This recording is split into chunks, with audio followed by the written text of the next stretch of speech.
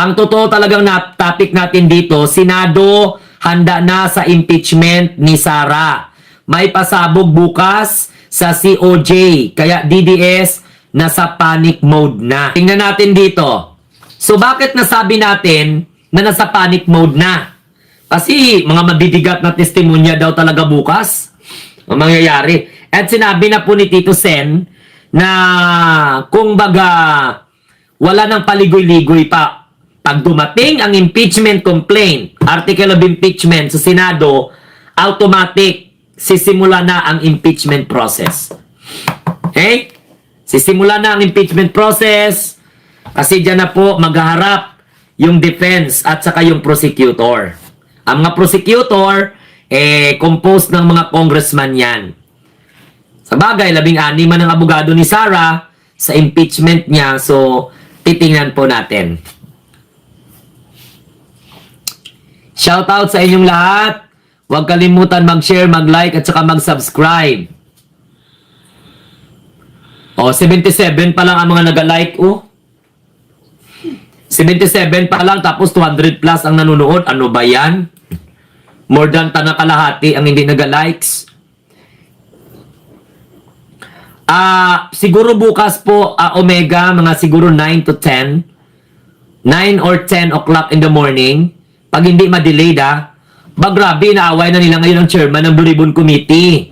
O, di pa Committee on Justice chairman pala. Nako sir, off ko bukas. Mapapanood ko ang hearing, sabi ni Karen Paren. Excited kayo? O, excited kayo? May pasabog kasi bukas Imbitado po ang iba't ibang mga personalidad, mga matataas na ahensya ng gobyerno. O, sana i-cover mo bukas, sir. Yes, oo. Para magkaroon tayo ng tinatawag na kwan. Para magkaroon tayo ng tinatawag na activity, i-cover natin bukas. Sana nga hindi po mag-brown out. Oh, watching from Cavite, kay Darren Arandilla, shout out. Oh, sabi ni Mama Request, dami abogado ni Sara Sayad, talagang yayamanin, hitad. Oo nga Grabe, no? Foreign lawyer. Naka-afford sila. 1 taon. Alangan naman sa loob ng 1 taon, hindi nila babayaran ang abogado nila.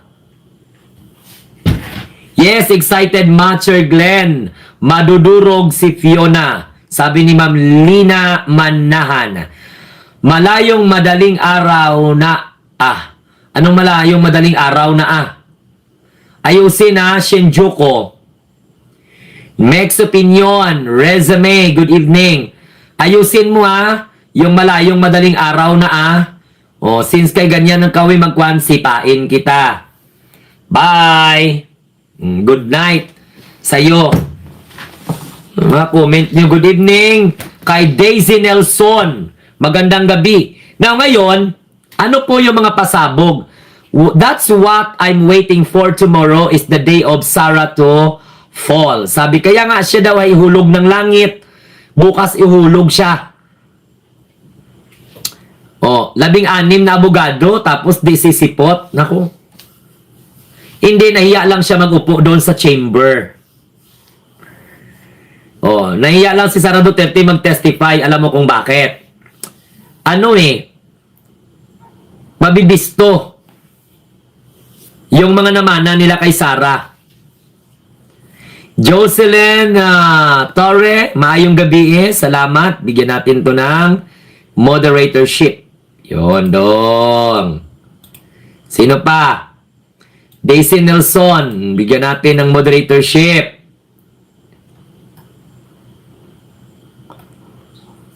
ODDS, itaas ang kamay, itaas ang paa na may ingron.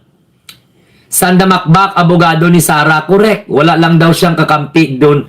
Di naman pa kampi-kampi yun. Hindi makasagot ng maayos. Baka mag-time out, sabi ni Ana Channel.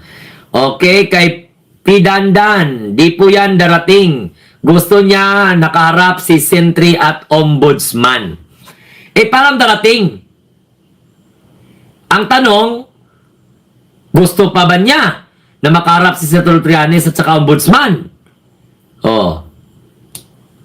Ayaw niya nga sumipot kasi ang kanyang seatmate sa Committee on Justice, si Laila De Lama. Baka baka mawala sa wisyo si Bayad, magkamali ng pagsabihin. Anong bulang na yan man? Bulang? Bula siguro, hindi bulang. So pagkaalingangamang ka, tanggalin mo ang two consonant sa dulo. O, baka bulag siguro yan, hindi bulang. Nakakaya kasi humarap kapag parang guilty ka. Oh, correct. Tapos serangan pa. Hindi man pinabigyan ng TRO. Ibig sabihin yan, hindi magandang pagka-construct ng kanilang temporary restraining order. Baka magtaon ni Sara, ano? Baka magtantrum si Sara Sir Glenn sa House of Representatives. Aba, hindi maiwasan yan. Hindi maiwasan yan. Daanin niya sa patapang-tapangan yan. Baka nga mag-wild pa yan.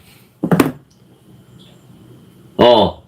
Naduwag ang agila. Naku, Diyos ko, Santissima Trinidad. Naging sisiw.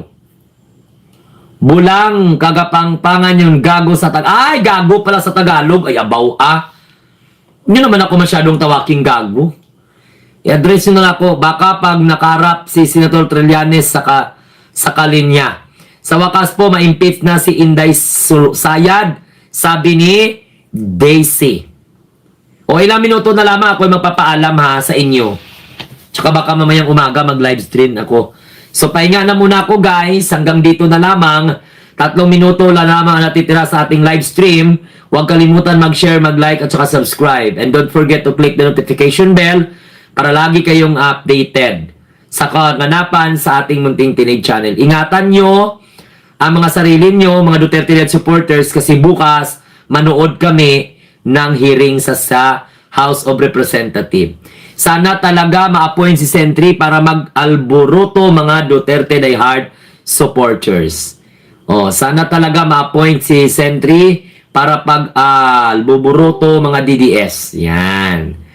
Okay? So good night. Salamat sa inyo. Oh. Enel Radam. God bless po sa iyo. Bye-bye. Have a nice day and God bless everyone. 2 minuto na lamang natitira at ako po'y pansamantalang magpapaalam. So, take this an opportunity to send, of course, your greetings para mabasa ko at marinig ng mga kasamahan niyo dyan. See you tomorrow. See you next time, Sir Glenn. Maraming salamat, Omega, Jamie Tenesion, Daisy Nelson, Liana Manan, Atin Apologetic, syempre kay Ma'am Ami, lahat-lahat, etc. Kapitan Dong, etc. Dyan sa Bingador, huwag kalimutan, panuorin ang Bingador channel. So hanggang sa muli, ito po ang inyong lingkod, ang munting tinig ng ordinaryong Filipino na nagsasabing, ikaw at ako, ang mga bagong Pilipino sa bagong Pilipinas. See you and adios.